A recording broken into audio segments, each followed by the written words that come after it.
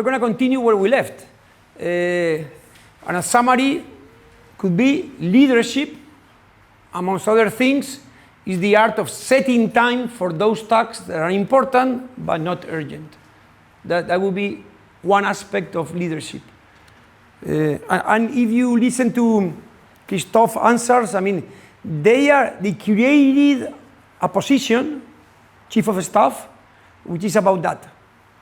Okay? It's about thinking and putting energy in those things that are not urgent but are important, so the energy, the organization keeps that perspective, okay? And they are not flooded by P, vitamin, and quadrant 1 activities which are urgent and important, okay? So we're moving from the path to independence, which get us rooted, strong, knowing where we are going, we have a plan, to the next level. We go from roots to a beautiful tree, which is interdependence, okay? Because at the end, independence is a fiction. Okay? Nobody's independent, okay? Neither us as individuals, and particularly any conservation organization is independent. We need to work with others. We need to manage interdependent, creative relations and productive relations with the stakeholders, with other people, okay? So we're gonna focus on 4 habits. The 7th one is an invention of mine, and we're gonna spend kind of quite a long time because it's about communication, okay? We'll be talking about communication all the time. The rest are adaptations of Covey's book, okay? For any organization, okay, habit 4 is about your team and stakeholders. It's not about you. CEO or park manager or science coordinator or even ranger, okay? And in the case of individuals, many of these stakeholders are outside of work. So that's important to remember, okay? Again, to remind that taking care of the golden eggs and the goose is paradoxically more complex for an individual than for an organization, because organizations are more narrow than each one of us in our search of happiness, okay? So this is just this. I mean, no more concept. I mean, any conservation organization that wants to be effective needs to remember that we are not alone and that we need to work with the stakeholders, that we are not independent. And any person that wants to be happy and effective needs to know that it's about the other people. It's about creating positive relations with other people. Habit 5 is about observing and listening before you act and speak, okay? And that's something that has been also going around in different sessions. Javier, I think he said it very clearly. I don't remember in which terms, but he's like, that he learned with years to spend more time listening and observing than just talking and acting, okay? At an organizational level, what does this mean, okay? Don't deploy fast, full deployment in an area before reading the context and understanding what's going on there, what's the culture, what's the ecological challenges, what are the logistical challenges. It's better to start slowly and to grow than to go very, very fast without knowing what's happening there. Take your time as an organization to understand the context before deploying big time, okay? And one of the examples for me is listening to Rudy's talk and the model of the European Union coming with 30 million euros in 4 years. That's not a good model. It works for different people in the European Union, call them politicians or bureaucrats or whatever. It's not good to go with a lot of money contracting. You talk about vehicles, didn't you? That's a classic of the EU model. Lots of new vehicles, lots of new consultants that they select them because we know it. I mean, and everybody agrees about slow to hire, take your time to hire people. This is an open call open for 2 months, and you have all the vouchers coming to that call. Lots of people waiting for those open calls, highly paid. They don't know the context. They have some experience, and they go there for 2 or 3 years, and then they leave to the next one, okay? To the next carcass or whatever you're going to call it, okay?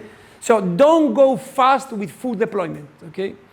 In that sense, Australia is kind of lucky because you don't have that kind of pressure to go very fast with lots of money from outside, okay? Identify and meet with all key stakeholders, okay? Take your time for that. Strategic thinking from Rudy, okay? This guy, mafia guy, this guy, logger, I'm gonna see how I can get to him. I'm gonna see how I can get to this. He has contacts with the government. He makes all these political maps of connections. Mafia guy, he used to work for the guerrilla, anti-government, now he's the governor has connections with the government, how can I get to the you analyze that, then you wait until you are having coffee close to the Chinese guys for an hour and a half, and let's see what happens, okay? So, introduce yourself and the project with insistence and patience. Don't overpromise, this is very important. Don't oversell because I'm going to go here, we're going to create a park, and there's going to be 20,000 jobs out of ecotourism. Don't go for that, okay? Just show results, leader by leader, and you build trust. Scale up in an incremental fashion, you go slowly, show results, and build trust by avoiding unrealistic expectations and being true to your word. That takes time, okay? As a conservationist, okay, as an individual, find time to engage in high-quality conversations with your teammates and key stakeholders. Again, we go to the sample of Rudy yesterday. You start talking about the things that they care, their family, their kids, the neighbors. Football is a good connection in many places. I was going to ask you, Rudy, if you talk about football or not. I don't know how important it is in Indonesia. I mean, look, every documentary or every program that they show kids and people from rural areas in Asia, Pacific Islands, Africa, Latin America, you're going to see many of them dressed with shirts from Barcelona, Arsenal, Real Madrid, Manchester. Yeah, some of them. It's true. So that's a good way to start a conversation and to create connection with people that you don't have other things in common, okay? In team meetings, set the goals of the meeting and then let the people talk first about the what and how. Now I'm talking at the level of you as team managers, okay? Don't start talking you first. Okay, set what we're going to talk about. We're going to discuss how we're going to radio collar the rhinos in Garamba and how we're going to monitor them. You are the guy in charge. You're talking to your team. Let them talk first. Okay? Because if you talk first, they are going to just say, hey, and you're going to lose a lot of opportunities to learn and to see different options, okay? Watch non-verbal language, okay? We've been talking about effective listening, and listening with the heart, with the mind, and with the hands, okay? Take your time to listen, observe what's going on here, okay? The most important thing, and I think that was very clear, is listen, observe before you talk and start giving directions. Engage in active listening, in difficult conversations and negotiations. This is something we've been talking about. This was written before we did the exercises. So all things are coming together, okay? Seek to understand before labeling or judging. That's something that has been said several times. Then you'll be able to take a better decision, okay? Facts, separating facts from judgments, observing, take your time, don't go fast, and then you will take better decisions, okay? If you have time, in some moments, it's a crisis, you move fast, okay? But if you have time, listen, observe, and then you move.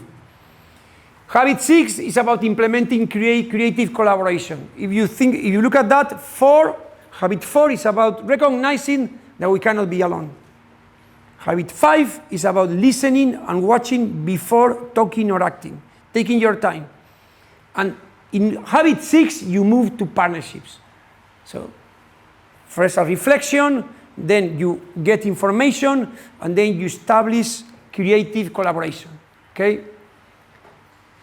So here, and Rudy also gave us examples in that regard about the way you do partnerships with different organizations. The idea is about creating an inclusive us, ourselves, okay? Move from the classic NGO or government attitude that this is us, this is our territory, this is my park, I'm calling the shots, okay? And create partnerships with others. People working in social issues, cultural associations, little businesses, okay? This is us. Us is not only our organization. When we think about the boat and the parable of the boat, bring people to the boat, okay? In the book and in the online sessions. The boat doesn't need to be filled with people with whom we have formal authority, okay? So use informal authority by creating partnerships with others and create a larger us, which includes the neighbors, other NGOs, academics, government, okay? We'll seek how to use communication in that sense to bring people on board, okay? Focus on common interests instead of differences, okay? It's very easy when you, and that's a classic in conservation, and that's what creates these civil wars in conservation. But we measure things like that. We use genetic analysis. We use camera traps. The Iberian Leaks conflict, huge wars between groups because some people counted how many links through camera traps and others did it through DNA analysis. And there were less than 200 links. And they were fighting about how to measure and counting links, hating their guts. And nobody was focusing about what to do to save the links. Because the big problem is, how are we counting links? Okay? Instead of, guys, yeah, we disagree on how we count them, but can we focus on recovering the links? Because they totally agreed on that.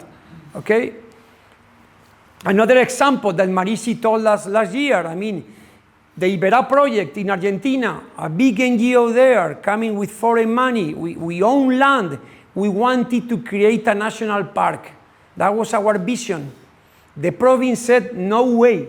We will never allow the national government to rule us in our province. We will never create a national park. This belongs to Corrientes, to our province. They were nationalistic and independent. We could argue about that for years. Then what did we do? Okay, why don't we sit down? What do we have in common? Ecotourism. So we started working in ecotourism. We created portals, gave access to people, work on local development. We agreed on that. Let's not talk about national park, yes or not. We work on ecotourism. That gave relevance to reintroductions. Reintroductions are good for ecotourism. We go green light with reintroductions. Green light to jaguars, that's a big one. And then after several years, the government said, okay, why don't we do a national park in your lands that you're going to donate, and we keep a provincial park. The national park was created. It wasn't exactly the national park that Tompkins wanted, but the national park is there, the provincial park is there. Now we call it Ibera Park. The ecotourism, reintroductions were done, and there's a national park.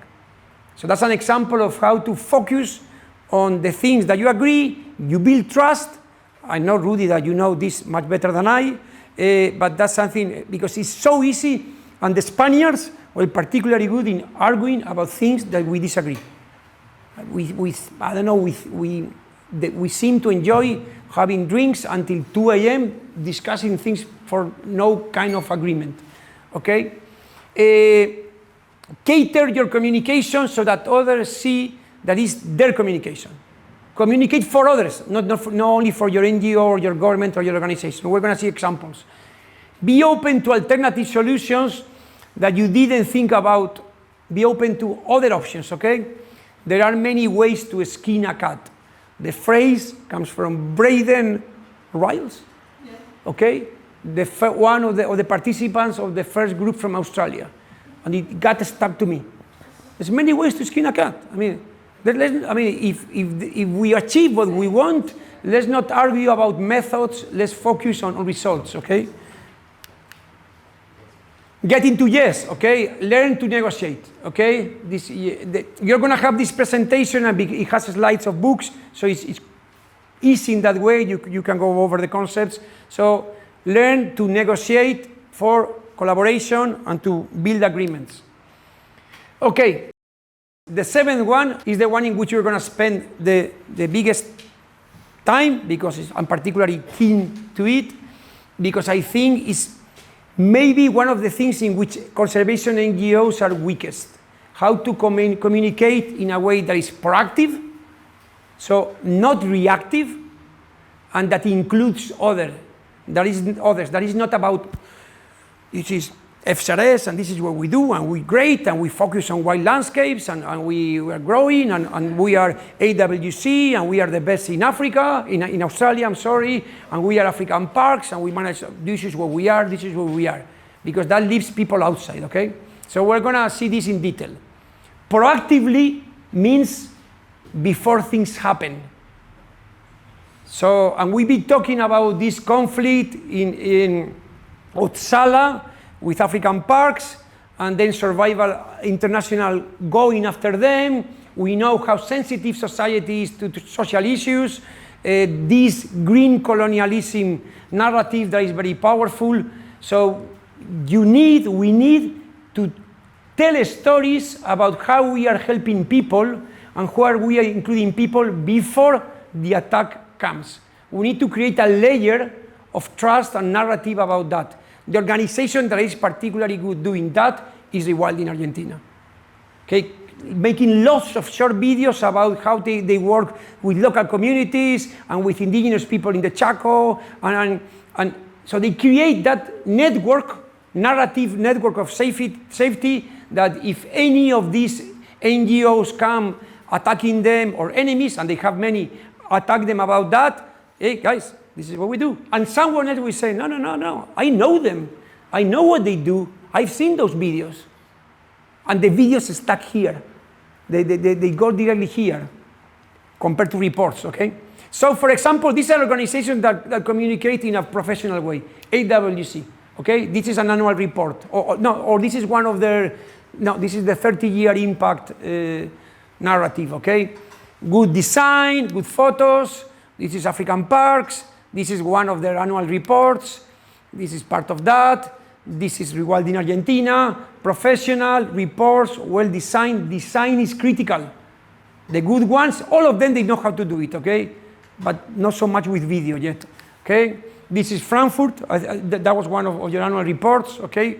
Very professional reports. Rewilding Europe also, they do it very well, okay?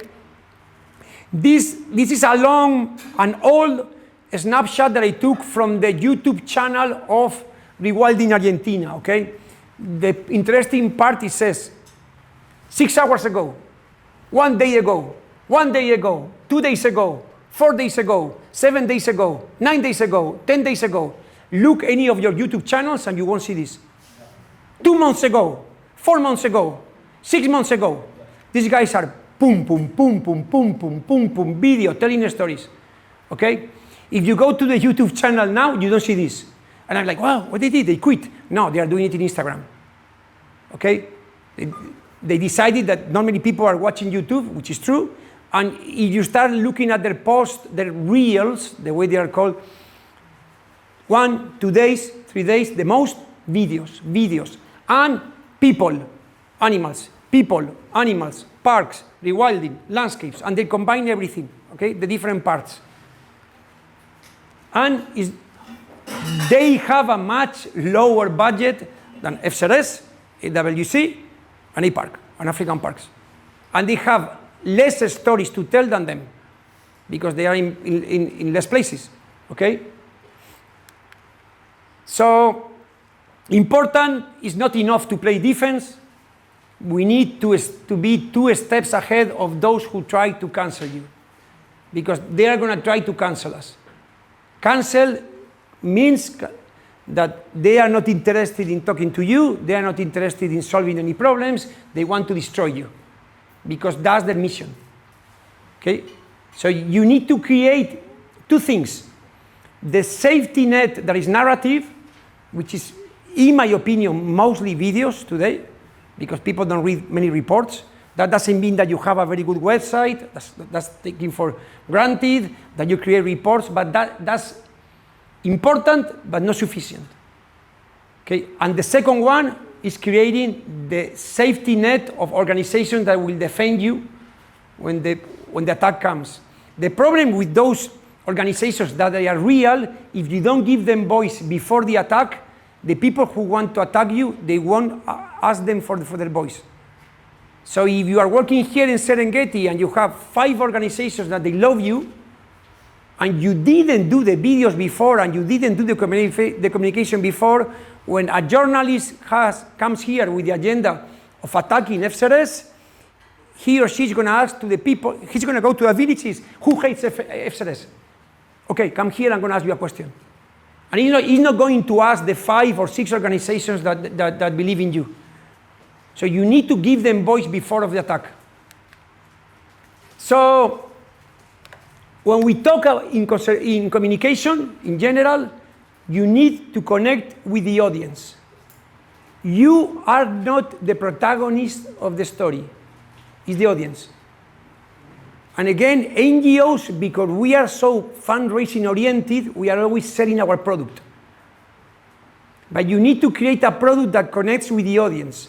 Okay? This works for videos, it works for any piece of information, and it works for presentations, guys. You are going to give a lot of presentations.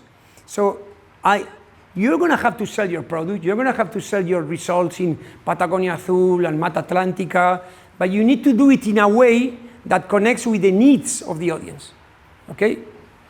Remember, the protagonist has to be there, not you. It's not about you, okay? And this is a good metaphor that comes to my mind, okay? Okay, Skywalker, Yoda, okay? This is the audience. You are not Skywalker. You are Yoda guiding the audience in a journey. Every presentation that you do, every well-created video is an emotional journey.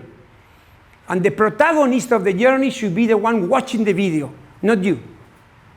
So we need to be there on the back, guiding the audience in their trip towards our goals, okay? This comes from okay? So the idea in communication is to increase the area of common ground with the audience. So the story is not about you, it's about them. Always related to something that is important to us, okay? Sounds obvious, but sometimes we are so charged with our story that we forget about that, about the audience. This comes from a book that Jorge recommended to me some time ago, Resonate. It's also in Spanish, if you're interested. So you will have it there, and it's very visual. It's going to help you a lot with when you have to do presentations. And because the scientifically trained people are very bad in communication, okay, very, very poor in general, this will help you a lot. How to use data and how to create stories. The structure of a story is very well known. Many people have written about that, the journey of the hero.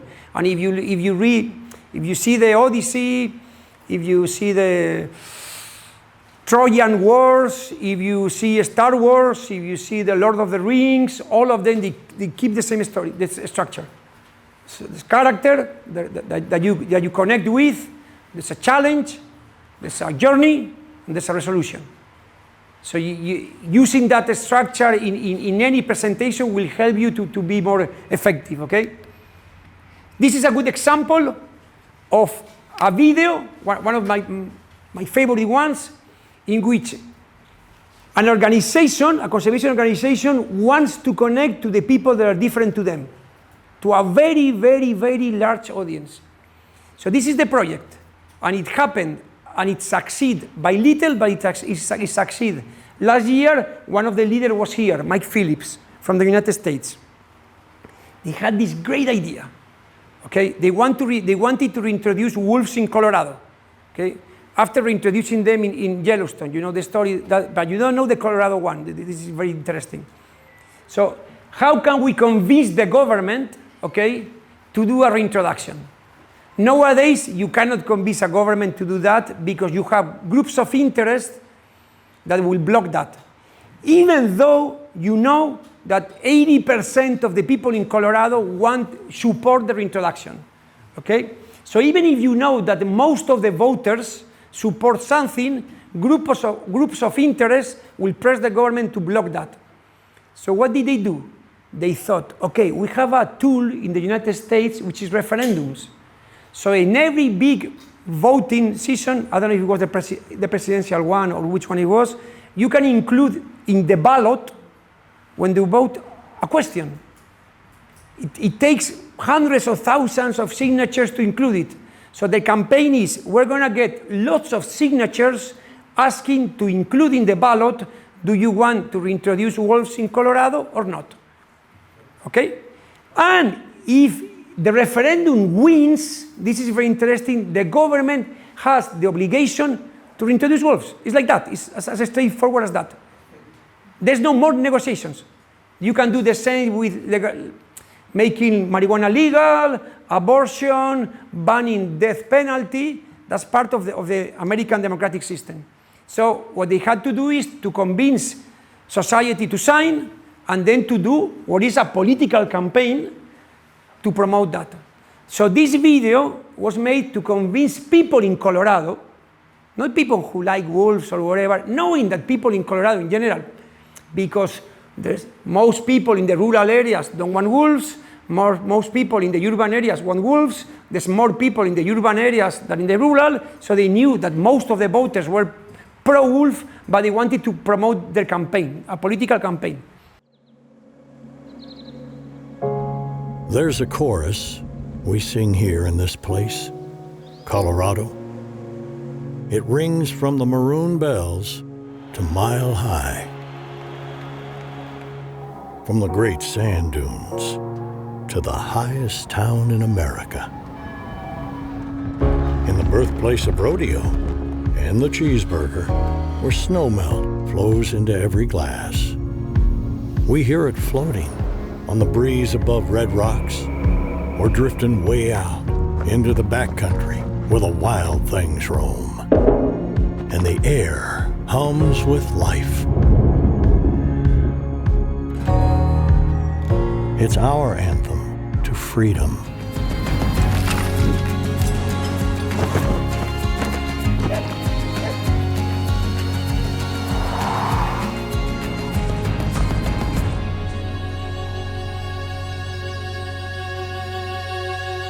But listen carefully.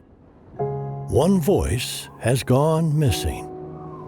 A note that rang through our mountains for eons has disappeared.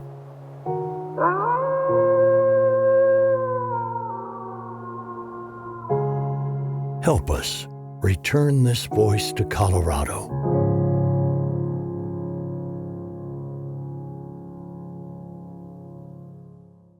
In my opinion, every conservationist working in communication should study and analyze this video. I mean, this is expensive, and something that Mike Phillips said is that the people funding these campaigns were all women. Okay, one was Ted Turner's daughter, Laura Turner. Clearly, this hasn't been done and designed by conservationists. I mean, it's been designed and done by people probably that manage political campaigns, okay? What does this video achieve? They tell you, if you are from Colorado, and if you like cheeseburgers, if you like hunting or fishing, or you're a cowboy, or if you like American football, it would be obvious for you that we're missing this. Vote for that. The wolf is not the protagonist. Conservation is not the protagonist, is not the main theme. There's a mountain there, magical, mythical mountain, kind of the Lord of the Rings, and there's sound. And the message is, if you're a true Coloradian, it makes total sense to get this voice that we lost. So this is how to make the audience the protagonist. There's no clear organization there. There's a logo. It doesn't talk about we are convincing people for the wolf and we are a very good organization. They don't appear. The wolf, you don't see it. it's kind of a ghost at the end. It's about patriotism. It's about being a patriot. Okay, so that's a very good example. Yeah, please. Identity. It's about your own identity and how you look at who are you as a community, what makes you proud, and then you enter through that door. That's kind of the approach that I learned and we use, Rafa and I, in the video of the Spanish protected areas. It starts like Spain has many reasons to be proud. We are proud of our sport people. We are proud of our food. We love food. We are proud of our culture. We are a powerhouse receiving more than 80 million tourists. And we say that we have the best quality of life of every country. That's something that the Spaniards say a lot. Spaniards that have never been outside of Spain, they say, como en este país no se vive. They've never been outside, but they are fully convinced that the best place in the world to live, we are not the richest, we are not the smartest, we are not the largest, but man, what a great life we have. Okay, so that's part of the identity. Okay, the next one is a personal story, and how you learn from failure, guys, from disaster. Okay, so the story goes like this: I moved from Latin America to Spain. I have been working in Iberia successfully. I helped SPBS in the Atlantic Forest to create a narrative using all these kind of learnings that went extremely well. So it's like, okay, I'm going to go to Spain and I know the trick. Now I know the formula. So I look for a large landscape that would be empty of organizations. It's like I want a place where they can let me work. And I wanted to create a narrative that connected landscape, wildlife, nature, culture, tourism. And what I used, in this case, again, the audience is the protagonist, is something that really, really is a huge concern for Spaniards, and it's a very hot political issue. You call it rural abandonment, okay? The paradox with what we are hearing about Africa is that the rural areas in Spain are being abandoned. They are losing people. So you have empty villages, you have areas with lots of wildlife and no people. And this is that worries us a lot, okay? Because we lose culture, we lose connection with the land.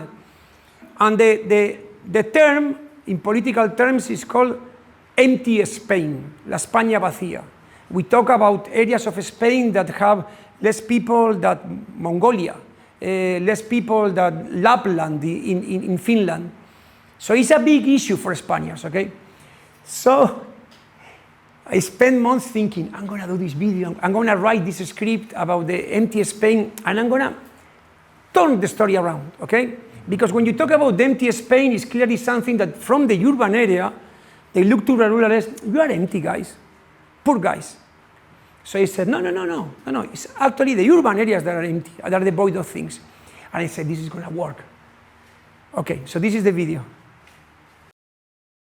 El otro día vino un mozo al pueblo y me contó de su vida en la ciudad.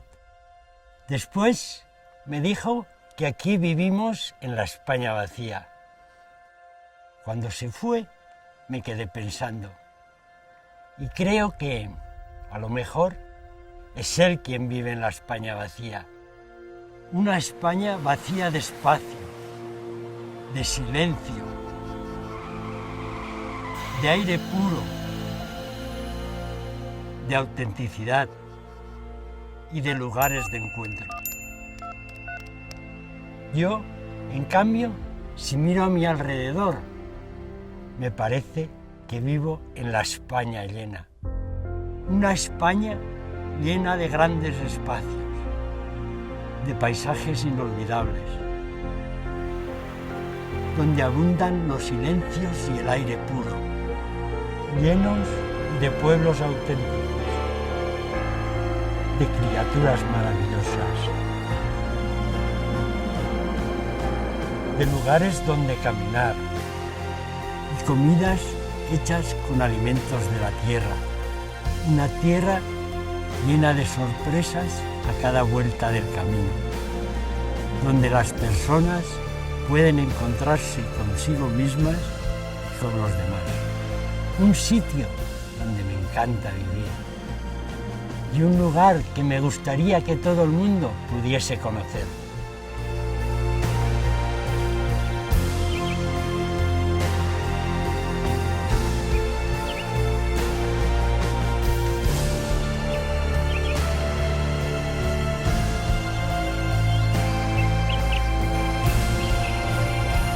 And at the end, he presents the area, and you don't see the organizations behind, which is something that I learned from Tompkins, but it doesn't work in Spain. I didn't know that, okay? So, I mean, we could spend half an hour analyzing this, because I mean, learning from things that fail miserably is a good way to learn, okay? Because this is a combination of achievements, mistakes, and bad luck, okay? So the short story is that we posted this video in, I think it was early February of 2020. Remember 2020, what happened in 2020? And it went boom. So I thought, wow, this is gonna go viral. And then remember this phrase, be careful with what you wish, because it can become true. It went viral. 400,000 people saw the video. Boom. Because the story went beyond the area, okay? It was about many people from rural areas and from urban areas connected with the story, okay? Like, hey, what we call empty Spain is actually, it's not so empty. I mean, depends of what part of the glass you look, okay? So we started a campaign to promote the area, which in English it was called the Three Kingdoms. The name in British went like Marvel. People in the UK were like, wow, that's a great story. Remember, it was the Game of Thrones, and that time was very high. So we became really popular very fast. So that was the beginning of our disaster. To become very popular too fast, okay? Remember about timing that we said before. So we were in Instagram, and the people were reposting this, and lots of people were following this, and our strategy was to communicate only positive things.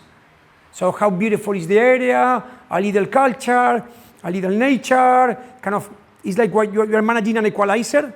It will be very similar to many of the tourism campaigns that you see in Spain for rural areas, but the equalizer will put up wildlife, which Spaniards don't know how to communicate, okay? So people started to follow us, journalists started to come, like, what is that? And I thought, okay, because I'm from Valencia, which is one of the regions, and I tell the story, they will, wow, this is great. This guy from Valencia was living outside for many years and brought new ideas, and I said, I think Spain can be learned from the southern hemisphere and ideas from outside, and we can make a unique combination. This is a great opportunity for the rural Spain. The journalists were like, wow, this is interesting. And then, I'm gonna make it short, okay? A blog came saying that we've analyzed that project, we don't know who's behind the project, we analyzed the phrases and the terms they use, and we think that it's neoliberal, and they have an agenda to expel people, and they have a hidden agenda. Even though they say that they want to expand the protected areas, what they actually want is so they grow, so they fail and collapse, and they can privatize them. Okay, that was a good story. So, I mean, it's very similar than the approach of Survival International. And these were local people, very smart. And they were people that were language activists. This is very interesting. I had mapped the conservation NGOs, and I said, no problem. But there were cultural activists that they feel extremely threatened by the way we use language. Because this is an area where two languages get together, Catalan and Spanish. And what we're doing is doing a bilingual campaign. And they didn't want a bilingual campaign. They wanted something about their language. And we were changing the name of an area that for them was very sensitive. And we were putting it in Spanish, and they were marketing it in Catalan. And we were changing their story. That was our mistake. I mean, and what I thought at the beginning is, nobody can feel threatened by something that only gives value to the land and doesn't regulate anything. But actually, we were suggesting a future. And when you propose a future, you are closing other futures. And in that future that we were closing, these linguistic activists saw that the language was going down, and that we were showing a different map than their map, because their map was based on language, and our map was based on landscape. So they attacked, and they started posting things, and they look in the internet, and they saw that this guy has reintroduced jaguars. So he's going to reintroduce wolves and bears. And they selected pieces of phrases of interviews. But at the same time, there was a huge corporation that was going for a permit to install the largest conglomerate of windmills in Spain. And we're promoting landscape. It's like, come on, guys, these guys are going for landscape and going for windmills. That doesn't go together. So, to make the story, and this happened in COVID, guys. I couldn't talk to anybody. So we were like Heidi and a Boy Scout telling nice stories about how great the area was, and the people were boom, boom, boom, boom, boom, boom. And we kept telling nice stories and positive stories. And the moment we started playing defense, we were lost. Clearly, the narrative is that I was some kind of hired gun from some kind of hidden interest to bring lots of buses with tourists from the coast to there, and they knew they already had that arrangement with the different hotels. They knew that. I don't know how they knew it, but they knew it as a fact. And the thing is, the project was cancelled. We had to close the project. I moved too fast. I didn't create a safety net, okay, of people that will support you, and when the attacks came, they will say, no, he's working with us. No, I mean, we know them. They're real people. So watch out with moving with inspiration and communication faster than with trust and real feet on the ground. That was our mistake, okay? Maybe without COVID, we would have survived. Because I was counting on communication and then face-to-face conversations, like Rudy saying, and creating trust with majors saying, we don't come here to tell what to do. We come with a little money. If we do something together, we move forward, we create examples, and then we expand. In a very similar area, kind of similar context, empty Spain, parks, that. What have we learned and what we have changed, Rafa and I? We took a long time before going out into Instagram. We work with people, we created ties, trust, we help people, and we work with many local organizations. Your question, okay? So instead of coming there and saying, this is what we're gonna do alone, the whole project, which is actually supported by Oak Foundation, is not about doing things together, it's about finding this common ground. Like, okay, three townships have a problem with tourism. The park has a problem with regulating traffic. How do we get together and we put this, you put that, and we do that together? So every project is shared by people, by organizations, and we give a lot of credit to local organizations. So what we are doing is we make a lot of communication for others. That works like a charm. Because we are very good in communication compared to the rest, and it's quite cheap. So people who do a big project and they spend, I don't know, 20,000 euros, we make them a video that costs 2,000 euros, they look good, they owe us a favor. Of course, the project has to be part of our vision. We need to share values, and we are helping others with a very little investment, okay?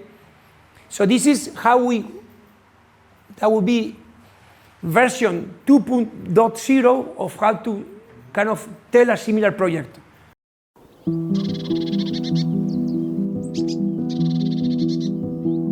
Los parques naturales de Alto Tajo y Serranía de Cuenca, en las provincias de Guadalajara y Cuenca, con una superficie continua de 180.000 hectáreas, siendo el origen de ríos como el Júcar y el Tajo, y con una enorme diversidad de hábitats, representan una de las áreas de conservación más importantes de Europa. Estamos hablando de uno de los territorios menos poblados de España, pero sería un error pensar que esta es un área vacía. Está llena de organizaciones y de personas que trabajan para un futuro mejor. Realmente vale la pena conocerlos.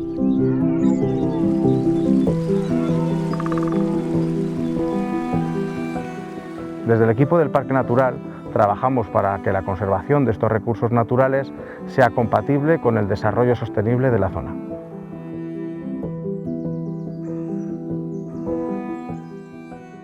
En el equipo de la asociación Micorriza llevamos años restaurando chozones, parte muy importante dentro de nuestro patrimonio cultural, a la par que rehabilitamos fuentes y puntos de agua que se fueron perdiendo con los años. Por otra parte, traemos de vuelta los olmos, que daban sombra en la plaza de nuestros pueblos, y conectamos a los escolares de nuestra zona con los espacios naturales. Estamos trabajando para restaurar procesos ecológicos que se han perdido, a la vez que protegemos los bosques maduros y generamos empleo y oportunidades de negocio. En la Escuela Rural de Coveta trabajamos por una educación más individualizada y libre que en una ciudad. Desde el Ayuntamiento de Peñalén y otros pueblos vecinos estamos trabajando en la ordenación de las zonas de baño del río Tajo, para que tanto los visitantes como los vecinos de estos pueblos disfruten de estas zonas del río sin masificaciones. Cuando trabajamos con personas con discapacidad visual o ciegos, una de las cosas que hacemos y que nos agradecen mucho es el hecho de poder nadar en un río como el Tajo. Estamos trabajando en Alto Tajo y Serranía de Cuenca en un programa de recuperación de dos aves carroñeras como son el buitre negro y el quebrantahuesos. Además, y de forma paralela, trabajamos en un programa experimental de sustitución de la munición de plomo por munición de cobre en la caza mayor.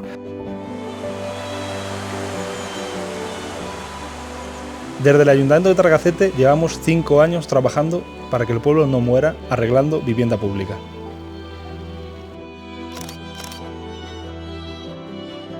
Cada año los pueblos del Cañón del Tajo nos reunimos a final de verano para celebrar la fiesta de los gancheros. Esta fiesta rememora el durísimo trabajo que hacían los hombres que bajaban la madera por el río.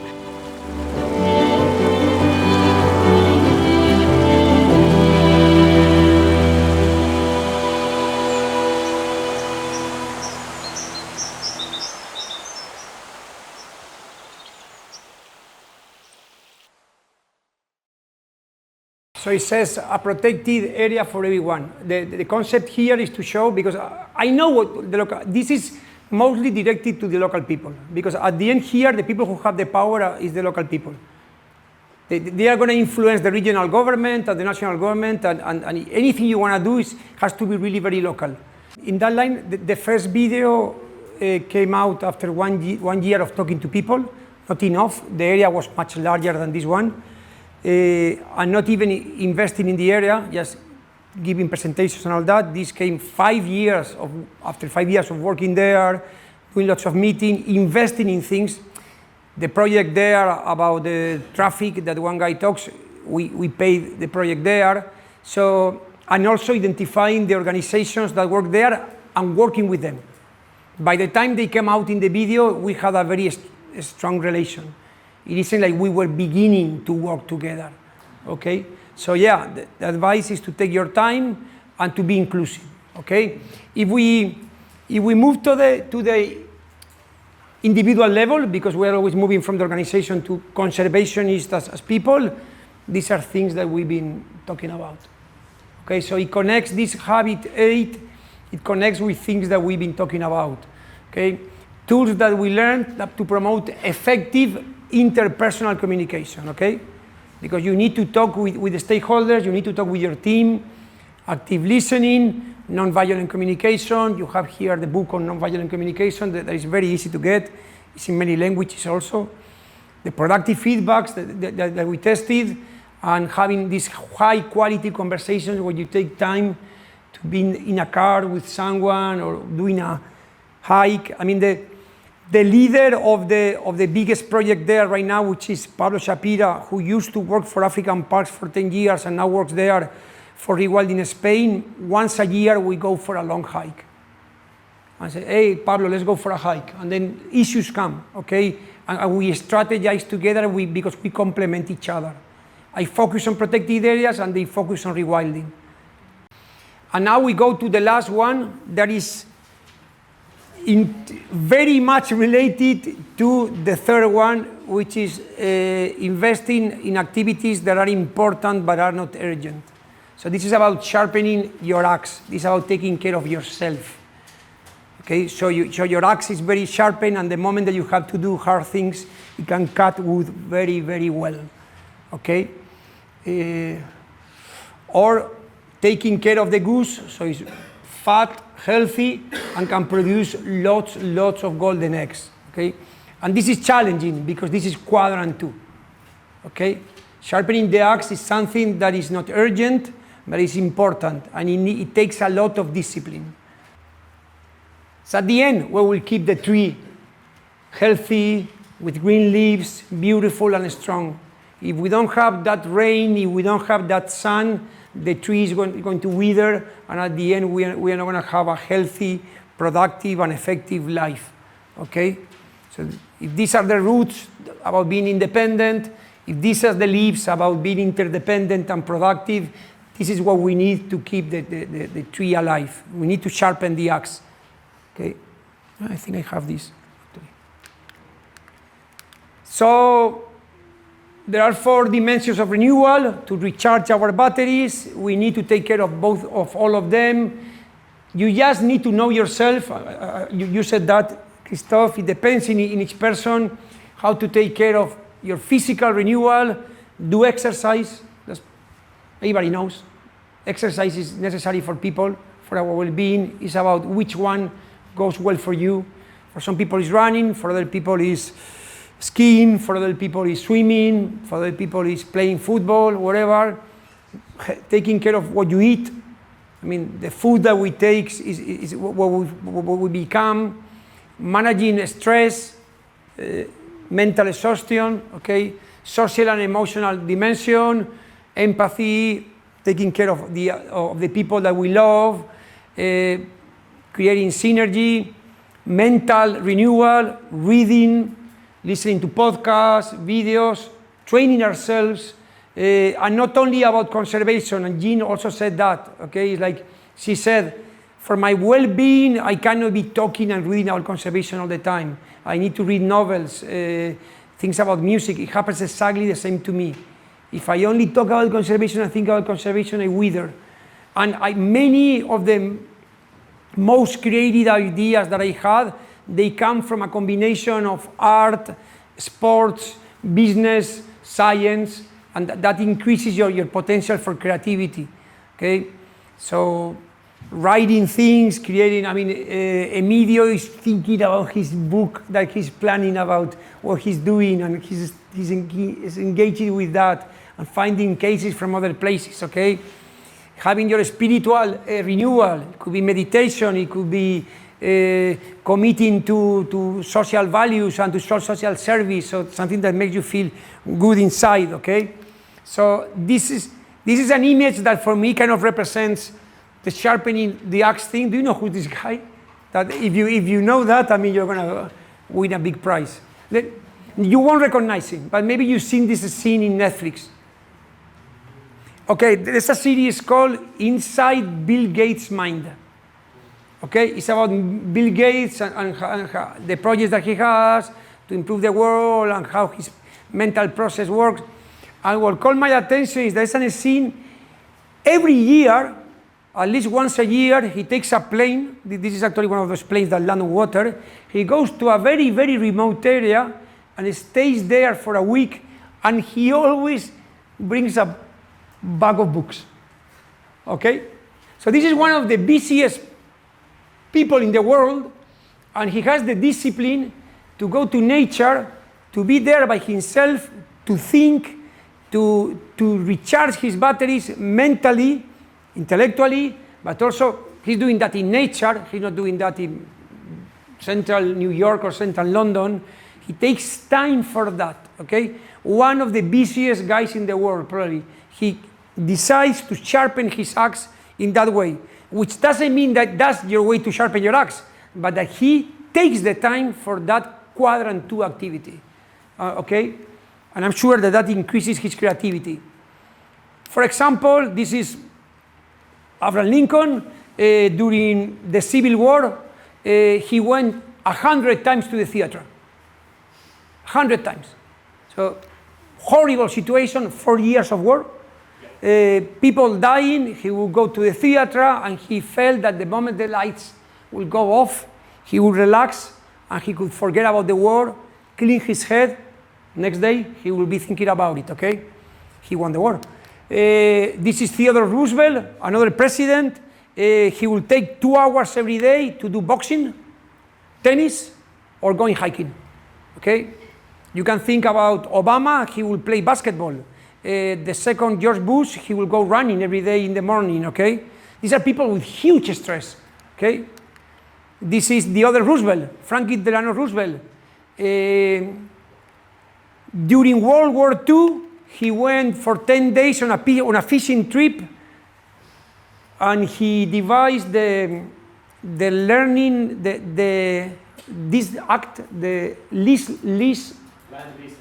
Lease Act, that allowed to send ammunition and weapons to the Allies, in this case only the UK, against the will of the Congress. I mean, he had a Congress that was blocking any support to the UK, and he had to find a way out, and he was like, okay, we're gonna, because we cannot give them weapons, we're gonna find a way, we lend them weapons, okay, in a fishing trip. And then Churchill will take a nap every day during World War II, okay? Besides taking huge amounts of alcohol, that I don't know if that's very good, okay? He will take a nap every day, and he said, yeah, then I can have 2 mornings every day, okay? And he painted, yeah. I don't know if in the war, but maybe too, yeah. He painted a lot after the war, for sure. Look at these 4 guys, okay? This is Clint Eastwood. He's 95, he's still making movies, he's made some great classics, he meditates regularly. George Harrison, he died, he meditated regularly.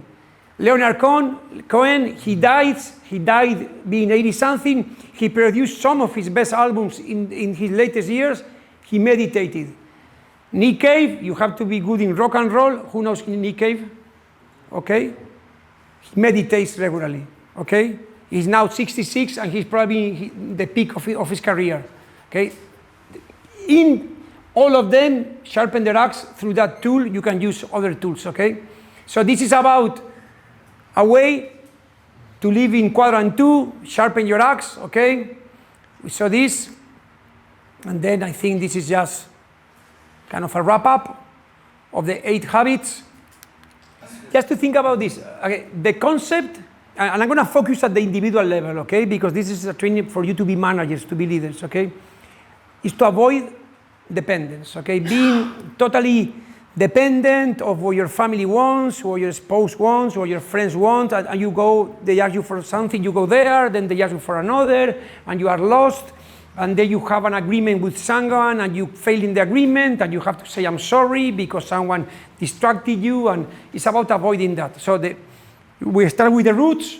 The first thing is assume that you need to have control of your life, that if you don't get control, someone else is going to direct you, or something else, and there's lots of forces outside pressing us, not particularly towards our happiness. That's also very important. I mean, the more TV and publicity we watch, they are not interested in our happiness, they are interested in selling us things, okay? And all the hatred that you have in the social media, I mean, the algorithm doesn't care about our well-being, it's about selling publicity. And it's gonna offer you anything that can hook you up, even if it makes you much unhappier, okay?